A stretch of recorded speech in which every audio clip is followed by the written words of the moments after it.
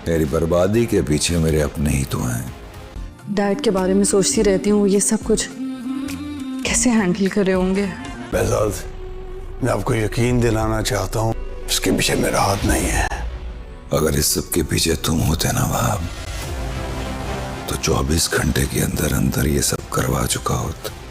मुहाफिज drama कहानी की एक ऐसी मोड़ पर पहुंच चुका है जहां हर किरदार किसी ना किसी गलत फहमी का शिकार नजर आ रहा है। सबसे पहले वहाब बेजात से राब्ता करता है और साफ साफ अल्फाज में कहता है कि यकीन करें, मैं पारस को नुकसान पहुंचाने का सोच भी नहीं सकता। मैं इससे मोहब्बत करता हूं, उसे अपनी जिंदगी का हिस्सा बनाना चाहता था, फिर मैं उसे क्यों नुकसान पहुंचाऊंगा। बेजात भी वहाब की बात सुनता है और जवाब देता है कि अगर उसे जरा सा भी यकीन होता कि पारिस के पीछे वहाब का हाथ है तो वो अब तक इसे छोड़ता नहीं। इसका मतलब साफ है कि बेजात को अब अंदाजा हो चुका है कि असल दुश्मन कोई और है और वो दुश्मन उसके अपने लोग में छुपा हुआ है। यानी उसको यकीन है कि उसके घर में कोई ना कोई उसका दुश्मन जरूर है। दूसरी तरफ वहाब का गुस्सा अब अपनी अरूज पर पहुंचा है। वो नदीम को उसे सारे मामले का जिम्मेदार समझता है, क्योंकि वहाब को लगता है कि नदीम ने पारिस का कत्ल किया है, जबकि नदीम को लगता है कि वहाब ने पारिस का कत्ल किया है। वहाब नदीम को इस सारे मामले का जिम्मेदार समझते हुए एक सख्त कदम उठाने का इरादा कर लेता है। वो यहाँ तक कह देता है कि अपनी बहन से इसके शोहर की ताज़ियत करने की तैयारी कर लेना।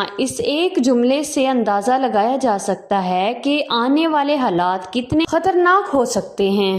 जबकि जवार ने पारिस को अपनी हिफाजत में रखा हुआ है। बेजात ने भी यही फैसला किया है, जब तक असल दुश्मन सामने नहीं आता पारिस का सबकी नजरों से दूर रहना ही बेहतर होगा। इसलिए दुनिया के सामने उसे मुर्दा जाहिर किया है, ताकि दुश्मन से बेफिक्र होकर वो अपनी अगली चाल चले और इसी दौरान असल मुजरिम तक पहुंचा जा सके।